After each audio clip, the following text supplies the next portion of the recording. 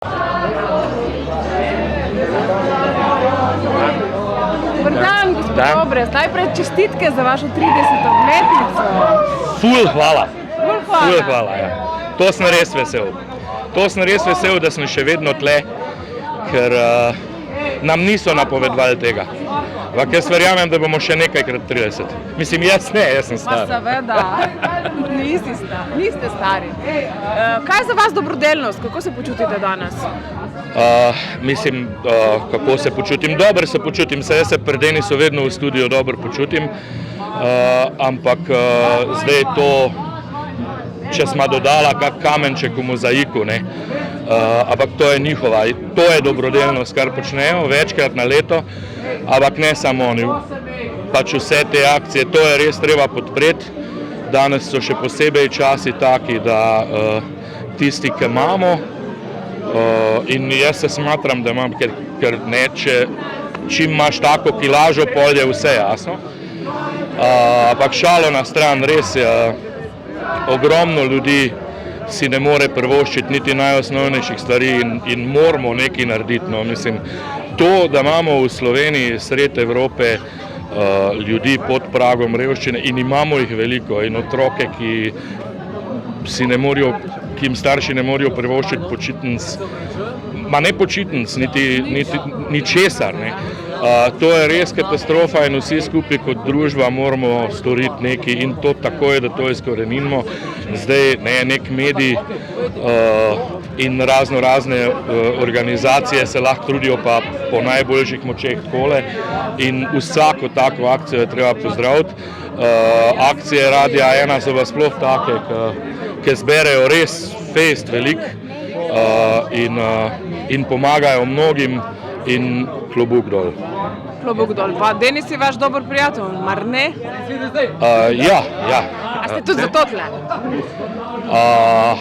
Ja, no, jaz upam, da ne. Jaz upam, da ni to edini razlog. Dejstvo je, da smo z Denisom že leta full frenda, to lahko rečem, da zdaj že hodimo, mislim, da dobro desetletje, veliko po svetu, tisto, kar je tradicija, recimo vsako leto na finale Lige prvakov, ampak je pa tudi dejstvo, da je mene Denis oponašal že preden sva bila taka prijatelja. V končni fazi, če se spomnite njegovega prvega stand-upa, Udar po moško, on že tam govoril v ekipi v svojih policijskih časih, kako je vedno v avtu bral ekipo in tako. Tako da mislim, da ne, no. Mislim, da so še kakšni drugi razlogi. Upam, če pa sam to pa tudi v redu. Pa nisem to, ampak on je zdaj dobil neke krofe, enega bi dal mogoče gospodu Obrezu. Ne, jaz ga ne bi, ker smo glih špice, ampak a boš dal en krof naši prijateljci Karmen? Ne. Tuk dobrodelen, pa ni čao, Deni. Najboljši so. Najboljši. Rašica ima najboljše krofe v Sloveniji. Trdim, zagovarjam. Sam na eno vprašanje, če odgovoriš. Rekla je, vidva z Denisom sta prijatelja, a je to razlog, da si tukaj?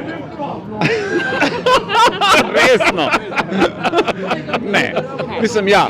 Sami, moji prijatelji hodijo in je to. Neka naveza.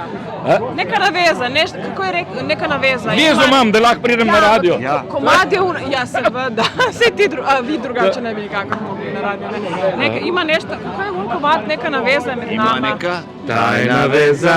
A boš krof ali ne boš? Za sve ljude, za sve nas. Tajna veza, ne. Ima neka tajna veza za sve ljude, za sve nas. Neki takega, ne. Ne vem, če sem, to je komad, ki ga nisem slišal po mojem 35 let. Hvala. Hvala vama. Hvala.